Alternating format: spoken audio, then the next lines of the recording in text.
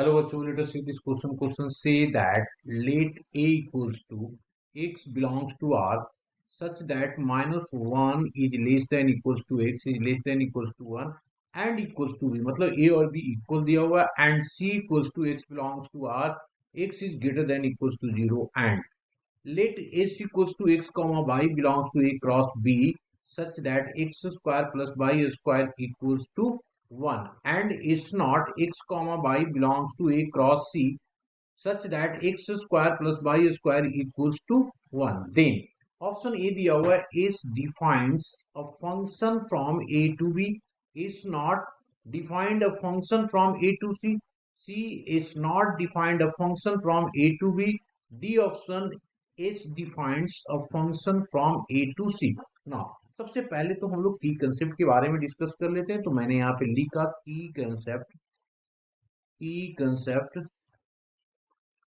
Concept that is equals to if x square plus of y square plus y square equals to a square, then minus a is less than equals to x comma y is less than equals to a now अब हमारे पास जो given है वो क्या given है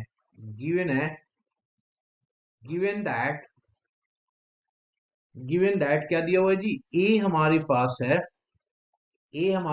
है x belongs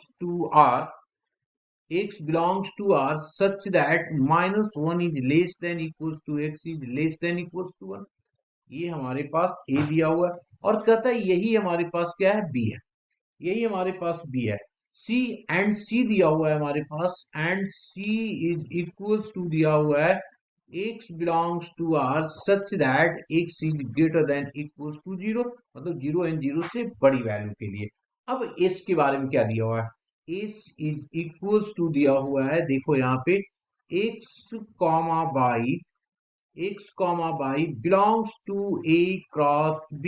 इसका मतलब क्या हो गया, ये जो x a में करेगा और y b में करेगा, है ना, y b में करेगा x cross b such that x square plus of y square is equals to 1. तो यहाँ पे इसका मतलब जो मैंने बोला कि x belongs to a and y belongs to b, this imply that क्या हो गया, -1 is less than equals to x comma y is less than equals to 1. अब यहां से अगर मैं देखूं यहाँ पे तो ये सेटिस्फाइड कर रहा है ना, a is defined the function, मतलब पहला ऑप्शन सही हो रहा है. अब इस नॉट पे देखो तो इस नॉट क्या बता रहा है हमारे पास, इस not is equals to x comma y belongs to A cross of C.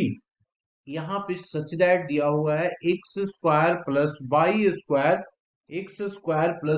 Square equals to 1. इसका मतलब क्या हुआ कि ये x जो होगा a पे करेगा और y c पे करेगा. तो मैंने लिख दिया कि x belongs to A and y belongs to C. तो इसका मतलब क्या हो गया, हम लिख सकते हैं इसको यहाँ पे कि भाई ए वाला जो पोर्शन है हमारे पास -1 से लेकर के ये वाली है ना, ये जो हो रहा है -1 से लेकर के x जो होगा लाई कर जाएगा 1 तक, क्योंकि c जो हमारे पास दिया हुआ है और c जो दिया हुआ है x is greater than equals to. अब अगर इसका मैं टाइम लाइन बनाऊं तो टाइम लाइन कैसा बन सकता है इसका इस तरीके से होगा ना, ये हमारा x है और ये x डैश है, ये पोजीशन ऐसा बनेगा -1 से 1 तक और ये 0,1 आ गया, ये सेटिस्फाई. अब इसको हम लोग देखें तो क्या कर रहा है, बी सी जो है A to C, that means B option is the correct option. Hope you understood it well. Best of luck.